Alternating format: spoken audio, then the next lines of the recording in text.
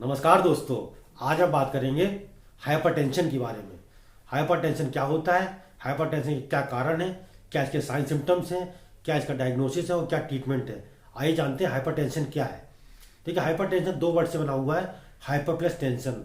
Hyper का मतलब होता है एक्सेस और टेंशन मीन्स होता है स्ट्रेस। मतलब जब बहुत ज़्यादा स्ट्रेस होता है इसको कहते हैं हाइपरटेंशन। या फिर कह सकते हैं जब ब्लड प्रेशर हमारा काफ़ी अधिक होता है उस कंडीशन को हाइपरटेंशन कहा जाता है। जैसा कि हम लोग जानते हैं जो नॉर्मल बीपी होता है वो 80 से 120 होता है। इसमें 80 हमारा डायस्टोलिक होता है और 120 हमारा एमएमएचजी होता है, ये सिस्टोलिक प्रेशर होता है।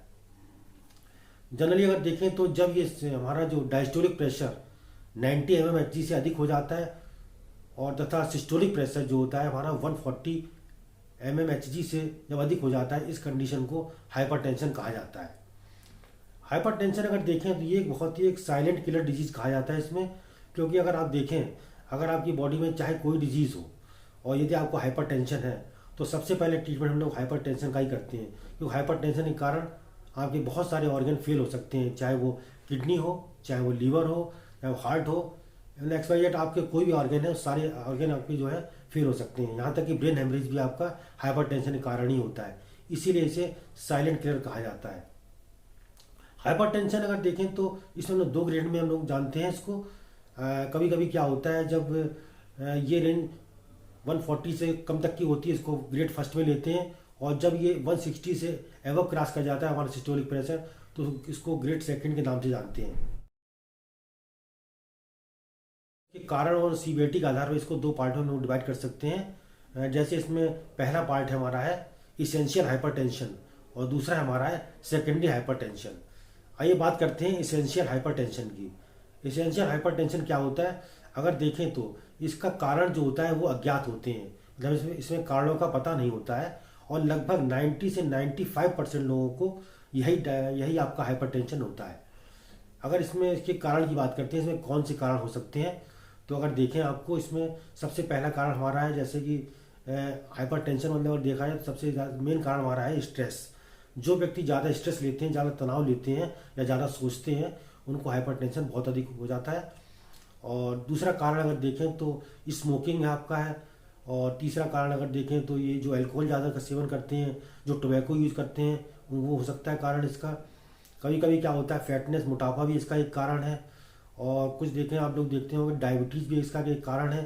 हाइपरटेंशन जेनेटिक भी हो सकता है। आप लोग जानते हो कि अगर किसी के मदर फादर को हाइपरटेंशन है तो उनके बच्चों को भी हाइपरटेंशन होने की शिकायत काफ़ी अधिक हो सकती है। जो लोग सेडेंटरी लाइफस्टाइल जीते हैं उनको भी हाइपरटेंशन हो सकता है। सेडेंटरी लाइफस्टाइल मतलब होता है जो विलासपूर्ण जीवन जीते हैं, लगभग एसी में रहना, एसी में सोना, खाना पीना, मतलब काम कम करते हैं और मतलब कंफर्टेबल लाइफ जीते हैं, जो उनको भी आपको हाइपरटेंशन हो सकता है। एक कारण इसका और भी है, जो लोग बहुत अधिक नमक का सेवन करते हैं, मतलब जैसे जो भी खाना खाते हैं उसमें नमक ऊपर से डालते हैं, उनको भी हाइपरटेंशन की शिकायत हो सकती है। तो ये कारण थे हमारे इसेंशियल हाइपरटेंशन के। आइए बात करते हैं सेकंड टाइप की, जिसका नाम है सेकेंडरी हाइपरटेंशन। सेकेंडरी हाइपरटेंशन अगर देखा जाए तो 5 से 10% लोगों को ये सेकेंडरी हाइपरटेंशन होता है। और इसमें अगर देखें तो ये सेकेंडरी हाइपरटेंशन मतलब होता है जब किसी को कोई बीमारी हो पहले से, उस बीमारी के कारण उसको हाइपरटेंशन हो जाए, तो ये कहलाता है हमारा सेकेंडरी हाइपरटेंशन। इसमें अब आइए जानते हैं ऐसी कौन सी बीमारियां हैं जिनसे सेकेंडरी हाइपरटेंशन हो सकता है। सबसे पहले बात करते हैं जैसे किडनी डिजीज की। किसी को किडनी डिजीज है तो उसको हो सकता है हाइपरटेंशन सेकेंडरी वाला। और अगर दूसरा अगर देखें तो किसी का किडनी फेल हो चुकी हो, या कह सकते हैं ग्लोमेरुलो नेफ्राइटिस अगर किसी को हो, या किसी कंडीशन में क्या होता है जैसे आपकी जो एरोटा होता है वो कंजेनाइटल, मतलब उसमें मतलब नैरोनेस आ जाए, मतलब जन्मजात सकरापन आ जाए, कसिंग सिंड्रोम में ऐसा हो सकता है। प्रेगनेंसी कंडीशन में अगर किसी को ब्लड पॉइजनिंग हो जाए उस कंडीशन में भी हाइपरटेंशन हो सकता है। हम बात करते हैं sign symptoms of hypertension. Hypertension के लक्षण क्या है। कभी कभी क्या होता है हाइपरटेंशन का कोई लक्षण नहीं दिखाई देता है, फिर भी जब बीपी चेक किया जाता है तो उसको हाइपरटेंशन शो होता है। और कभी कभी बहुत सारे केसेस में आपको हाइपरटेंशन के लक्षण दिखाई देते हैं। आजकल अगर देखें तो हमें लगता है प्रत्येक घर में एक बीपी का पेशेंट है, सभी लोग उसके लक्षण जानते हैं लगभग। फिर हम लोग डिस्कस करते हैं इसके बारे में। जैसे कि आपने देखा होगा कि हाइपरटेंशन वाले केस में पेशेंट को पसीना बहुत अधिक आता है, जब उसका बीपी बढ़ता है तो पसीना बहुत अधिक आता है। पेशेंट को सर में काफ़ी दर्द होता है, स्पेशली अगर देखें तो बैक साइड में जो आपका ऑक्सीपिटल हेडेक होता है उसको कहते हैं, ये आपका ये ऑक्सीपिटल हेडेक होता है इसमें। और इसमें अगर देखें तो कपकपी आपको लगती है, कंपन होता है आपको, ट्रिमर्स बोलते हैं इसको। और कभी कभी क्या होता है पेशेंट में दृष्टि दोष, विजुअल डिस्टर्बेंस हो सकता है, पेशेंट को धुंधला दिखना शुरू हो जाए और पूरे शरीर में स्वेलिंग आ सकती है उसके, एडिमा बोलते हैं इसको। और देखा जाए तो गर्दन की जो वो होती है नस होती है, इसको जुगुलर वेन कहते हैं, उसमें भी स्वेलिंग आ जाती है।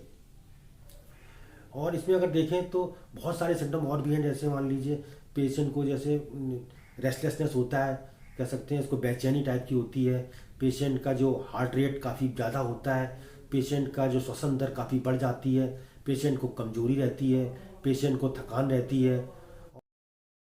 हम लोग बात करते हैं इसके डायग्नोसिस की, हाइपरटेंशन को डायग्नोज कैसे कर सकते हैं। हाइपरटेंशन का सबसे बड़ी इंपॉर्टेंट चीज़ क्या है कि हाइपरटेंशन के लिए अगर सपोज करिए आपने किसी का बीपी चेक किया और बीपी चेक करने में उसका डायस्टोलिक प्रेशर सपोज करिए 100 आता है और उसका जो सिस्टोलिक अगर 140 से एबव आ रहा है, तो आप उसको तुरंत हाइपरटेंशन की मेडिसिन प्रेस्क्राइब नहीं करेंगे। कम से कम लगभग 3 से 4 दिन लगभग उसका प्रॉपरली सुबह शाम चेकअप करने के बाद ही हम लोग डिसाइड करेंगे उसको हाई बीपी की शिकायत है या नहीं। तुरंत कभी भी जो है तुरंत डिसीजन लेना नहीं चाहिए कि उसको हाइपरटेंशन है। कभी कभी क्या होता है किसी की मेंटल कंडीशन ऐसी होती है जिस कारण से उसको जो है हाइपरटेंशन हो सकता है। तो प्रॉपर जब 3-4 दिन चेकअप करने के बाद ही आप बीपी की दवाएं प्रेस्क्राइब की जा सकती हैं।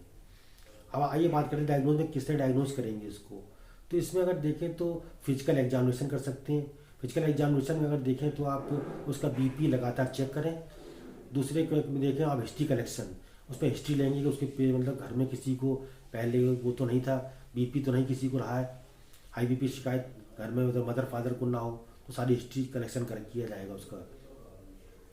फिर हम देखेंगे उसका जो कार्डियक फंक्शन टेस्ट करा सकते हैं, ब्लड टेस्ट करा सकते हैं, ईसीजी करा सकते हैं, इकोकार्डियोग्राम करा सकते हैं, एबीजी करा सकते हैं। और अगर आप देखें तो किसी कंडीशन में जो है आप सीटी स्कैन भी करा सकते हैं और आपका जो है इसमें सीरम इलेक्ट्रोलाइट्स की जांच करा सकते हैं।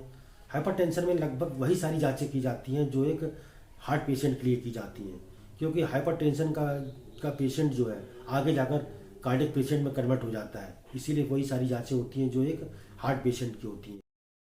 ट्रीटमेंट में अगर बात करें तो सबसे पहले हम लोग बात करते हैं सपोर्टिव ट्रीटमेंट की। पेशेंट को हम लोग क्या क्या मतलब घर में उसको चीज़ें प्रोवाइड कर सकते हैं जिससे कि उसको हाइपरटेंशन से बचा जा सके। तो सबसे पहले जो उसके कारण थे उसके आधार पर इसका ट्रीटमेंट किया जाता है। जैसे अगर हम लोग देखें कि पेशेंट अगर अल्कोहल ले रहा था तो यहाँ पर अल्कोहल उसको बंद कर देना है, आपको उसको तम्बाकू बंद कर देनी है और उसको स्मोकिंग तुरंत स्टॉप कर देना है। ऑयली चीज़ें और ये आपको जितने फास्ट फूड आइटम्स हैं और जितने भी आपकी कह सकते हैं ये जंक फूड है आपको तुरंत बंद कर देने हैं, कह सकते हैं ऑयली स्पाइसी फूड तुरंत बंद कर देने चाहिए। और जितनी मतलब कह सकते हैं जितनी मलाई इलायची दूध में है वो सब यूज़ ना करें उसको। और उसको सेडेंटरी लाइफ स्टाइल जी रहा था मान लीजिए, तो उसको डेली अपनी लाइफ स्टाइल चेंज करें, डेली एक्सरसाइज उसको करनी है, मॉर्निंग वॉक पर जाना है, इस तरह से अपने उसको वो कंट्रोल कर सकता है बीपी को। और नेक्स्ट हम अगर देखें तो जैसे किसी पेशेंट को फैटनेस है मतलब मोटापा था, तो उस कंडीशन में पेशेंट जो है उसको मोटापे को कम करे। मेडिकल ट्रीटमेंट जैसा मैंने आपको बताया था कि ये जो दवाएं हैं वही चलती हैं जो हार्ड दवाएं होती हैं। तो देखिए आगे बात करते हैं इसमें। सबसे पहले कुछ डायूरेटिक दवाएं चलती हैं। डायूरेटिक मतलब होता है जो पेशाब जिसकी ज़्यादा हो जाती है वो डायूरेटिक ड्रग्स कहलाती हैं। डायूरेटिक ड्रग्स में अगर देखें आपकी जैसे इसमें लैसिक्स है, फ्यूसेमाइड है, थियाजाइड है, या मतलब जो पोटेशियम यूरिनल है, ये कुछ दवाएं चलती हैं जिनको हम लोग दे सकते हैं। उसके बाद हम लोग बात करते हैं जैसे beta channel blocker, calcium channel blocker, और ये आपका लास्ट हमारा है ACE इनहिबिटर। बीटा ब्लॉकर में अगर देखें तो इसमें आप दवाएं चलती हैं हमारी जो है एटिनोलॉल, प्रोप्रिनोलॉल। और आप अगर बात करें जो कैल्शियम चैनल ब्लॉकर में निफेडिपाइन एक दवा आती है वो चला सकते हैं।